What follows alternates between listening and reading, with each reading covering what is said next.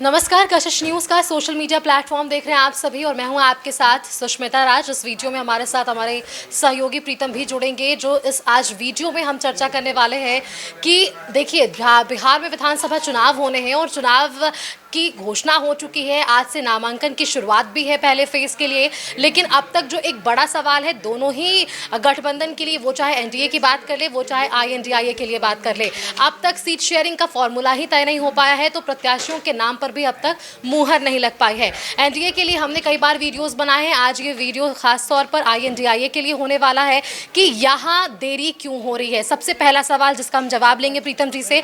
दूसरा सवाल कि यदि ये परेशानियां आ रही हैं सीट शेयरिंग के फॉर्मूले पर या आरजेडी और कांग्रेस के भीतर घमासान देखने को मिल रहा है सीट्स को लेकर, तो वो सॉल्व कैसे होगा, यानी कि वो सुलझेगा कैसे, वो कौन से विधानसभा सीट होए जिसके लिए तमाम दांव पेच देखने को मिल रहे हैं। तो बिना देरी इन्हीं सवालों का हम सवाल का जवाब जानते हैं। अब प्रीतम जी देखिए, सबसे पहला तो सवाल मेरा आपसे यही होगा, क्योंकि दोनों ही गठबंधनों के बीच अभी जो है देखने को मिल रहा है दांव पेच।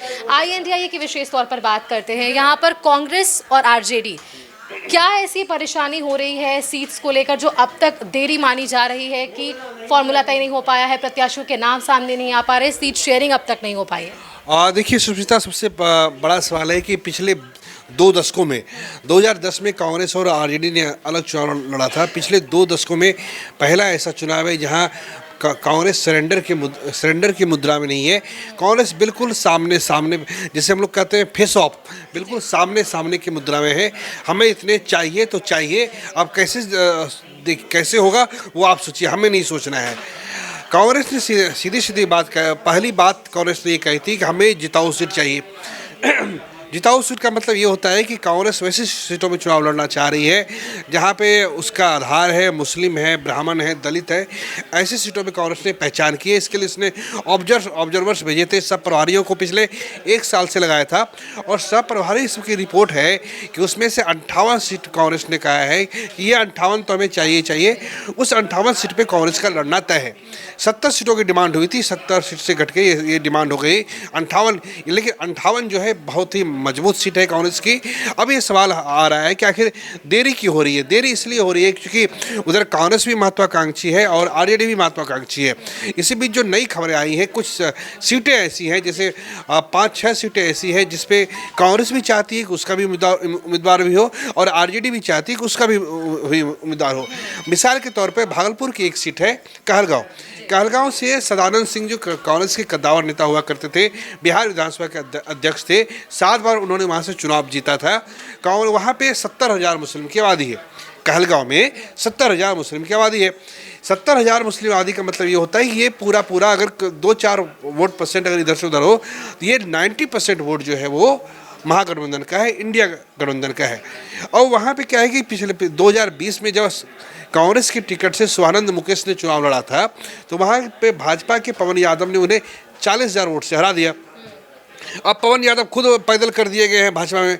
हमें जो जानकारी मिल रही है उन्हें टिकट नहीं मिल रही है, और वहाँ से आरजेडी भी अपना उम्मीदवार चाह रही है और कांग्रेस भी अपना उम्मीदवार चाह रही है। कांग्रेस के कई लोग जो है वो लगातार सदाकत आश्रम आ रहे हैं, प्रभारी कृष्णा अल्लाह से मिल रहे हैं और राजेश राम से मिल रहे हैं। वो कह रहे हैं, खासकर मुस्लिम तबका, ये हमारी सीट है, आप उसको मत दीजिए। और लेकिन इस बीच परेशानी क्या है? परेशानी ये है कि झारखंड सरकार में एक मंत्री है संजय यादव, ठीक है। संजय यादव, चूँकि वहाँ पे यादव की आबादी है, ठीक है, पर कल नहीं परसों गोराडी, कहलगांव में एक जगह पड़ती है गोराडी एक प्रखंड है, वहाँ से थोड़ी दूर पर तेजस्वी यादव की एक बड़ी रैली हुई थी और उसमें संजय यादव भी थे, जो झारखंड सरकार में मंत्री है, और उनके बेटे रजनीश भी थे। अब रजनीश जब मंच पे दिखे तेजस्वी यादव के साथ, तब से भागलपुर कांग्रेस में इस बात को लेकर उकताहट है कि आखिर जो हमारी सीट आप उसे कैसे दे सकते हैं। हाँ ठीक है, हमने 2020 का चुनाव वहाँ से हम हार गए थे, बाकी तो हम विपरीत परिस्थितियों में हमने चुनाव जीता है। अब क्या है कि संजय यादव अपने बेटे को रजनीश कुमार से चुनाव लड़ना चाह रहे हैं, लेकिन दर्शकों के लिए हमें जानकारी देंगे, जो महत्वपूर्ण जानकारी है, जो हमने संजय यादव का उल्लेख कर ही दिया है।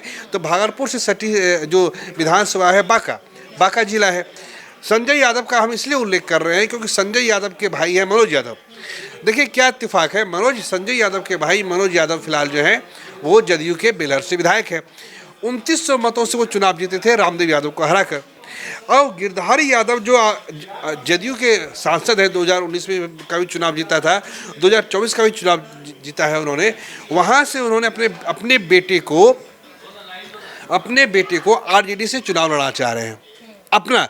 देखिए, जदयू एक पार्टी है ना, 20 साल से वो सत्ता में है, लेकिन संगठन पर उसकी पकड़ कितनी ढीली है, इस बात से अंदाजा लगाया जा सकता है कि वो जदयू जो 20 साल से सत्ता में है, उसका एक सांसद खुले तौर से जो है, सांसद की रैली में खुले तौर से राबड़ी देवी जिंदाबाद, तेजस्वी यादव जिंदाबाद, महागठबंधन जिंदाबाद के नारे लग रहे हैं एकदम खुले तौर से। और सामने जो है गिरधारी यादव बैठे हुए हैं।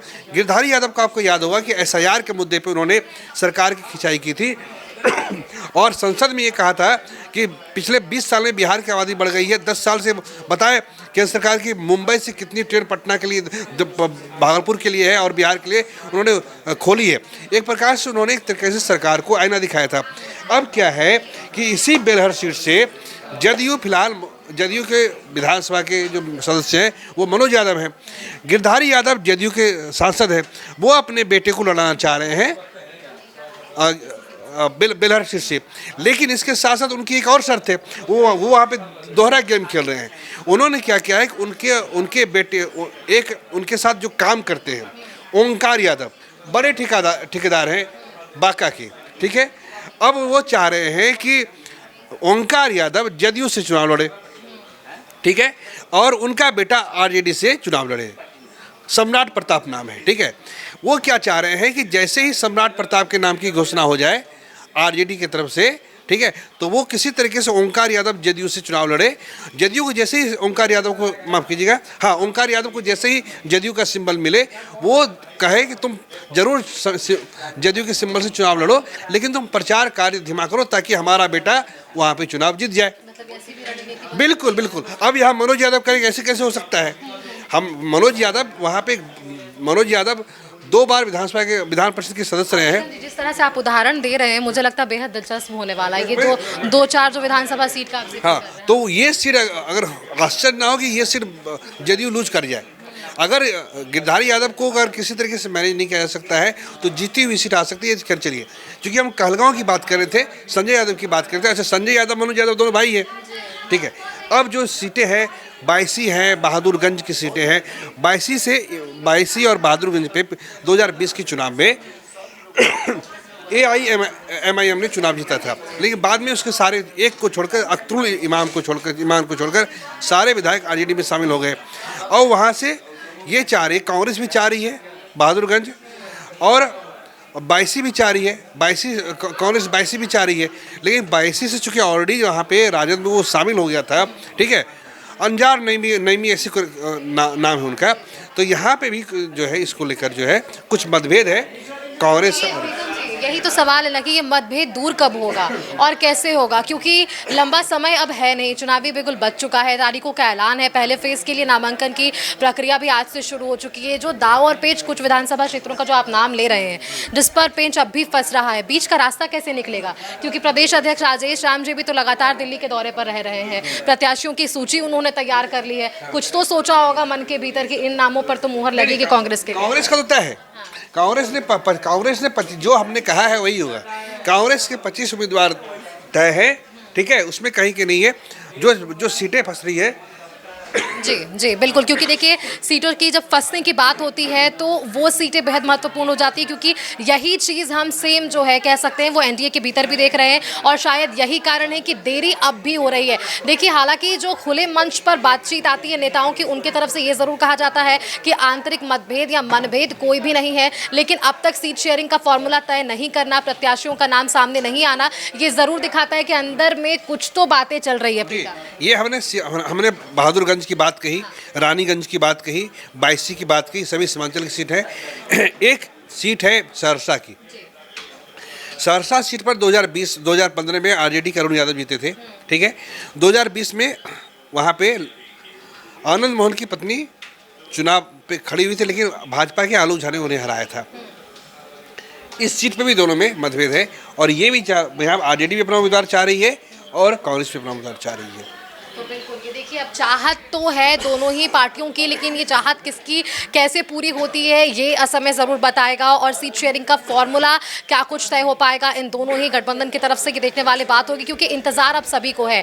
प्रीतम, मैं आपसे एक आखिरी सवाल ज़रूर लेना चाहूँगी कि सीट शेयरिंग का फॉर्मूला तो अब भी फिलहाल यहाँ पर जो पेच है वो फंसा हुआ है। प्रत्याशियों में क्या लगता है कि कांग्रेस की जो सूची तैयार की गई है राजेश राम जी की तरफ से, जो लोगों के सुझाव की तरफ से तैयार किए गए, उसके बाद तो कोई मतभेद देखने को नहीं मिलेगा? क्योंकि जनसुराज का हमने देखा, आरजेडी का हमने देखा, प्रत्याशियों के नाम की जैसे ही चर्चा होती है, जनसुराज की पार्टी की तरफ से जैसे ही 51 उम्मीदवारों के नाम की लिस्ट आई, जो हंगामा है वो देखने को मिला। कांग्रेस के भीतर क्या ये देखने को मिलेगा? नहीं, कांग्रेस ने बेहद ही अनुशासन से चुनाव लड़ा है, इस बार लड़ रही है, लेकिन जितनी देरी होगी सीटों के अनाउंसमेंट में, अभी भी कांग्रेस के विधायक, मैं कुछ चीज़ें नहीं बताना चाहता हूँ, कुछ लोगों से बातचीत होती है तो उनके नाम सामने आ जाते हैं।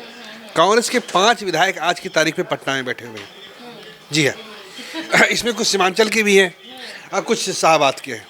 टिकट मिलना तय है, लेकिन वो चाहते कि, मैंने पूछा कि सर आप क्यों बैठे हैं यहाँ पे, आपको तो नहीं बोलो हमें मिल जाएगा, कोई दूसरा ना आ जाए। तो कांग्रेस को चाहिए कि जितनी जल्दी हो सीटों का कम से अपनी तरफ से वो घोषणा कर दे। एक सवाल मेरे मन के भीतर और आ गया, क्योंकि ये चर्चाएं लगातार थी राजनीतिक गलियारों में कि क्या कांग्रेस अपने सिटिंग विधायकों पर वापस से भरोसा जताने वाली है इस बार, या फिर नए लोगों को या नए चेहरों को मौका देने वाली है? इस सवाल पर क्या जवाब देंगे? कांग्रेस के सिटिंग विधायक बिल्कुल अपनी जगह महफूज है। 2 ही विधायकों पे खतरा है। एक विधायक हैं आपके विजय शंकर दुबे, अब खबर आ रही शायद उन्होंने भी अपना मैनेज किया हुआ है। शायद कांग्रेस के पंजाब के कोई नेता है, उन लोगों से कोई बातचीत हुई है, उन्होंने अपने ढंग से मैनेज किया हुआ है, शायद उनकी वापसी हो जाए, लेकिन अभी भी मुश्किल है। और जमालपुर के जो विधायक हैं अजय सिंह, थोड़ा संकट उनको लेकर के है। क्यों? अब आप जान लीजिए, आईपी गुप्ता वहाँ से उम्मीदवारी चाह रहे हैं। जमालपुर में तांती समाज की आबादी है, आईपी गुप्ता 2 जगह से चाह रहे हैं, 3 जगह से, भागलपुर की नाथनगर, सहरसा और ये जमालपुर। तो बिल्कुल ये 2 ऐसी सीटें थीं जिसे लेकर अब देखिए विधायकों के रिपीटेशन को लेकर भी सवाल है, कई सवाल है। इन सवालों पर मुहर तभी लगेगी जब प्रत्याशियों के नाम की घोषणा होगी, और प्रत्याशियों के नाम की घोषणा तभी हो पाएगी जब सीट शेयरिंग का फॉर्मूला तय हो पाएगा। लगातार हम आपको अपडेट्स देंगे, ना सिर्फ INDIA के लिए बल्कि NDA के लिए भी, कि किस तरह से वहाँ भी सीट शेयरिंग का फॉर्मूला तय हो रहा है। तो सहयोगी प्रीतम हमारे साथ जुड़े हुए थे, जिन्होंने ये तमाम जानकारियाँ आप तक साझा की। और ऐसे ही ब्रेकिंग न्यूज़ के लिए और अपडेट्स के लिए आप देखते रहिए कश न्यूज़ का सोशल मीडिया प्लेटफॉर्म। नमस्कार।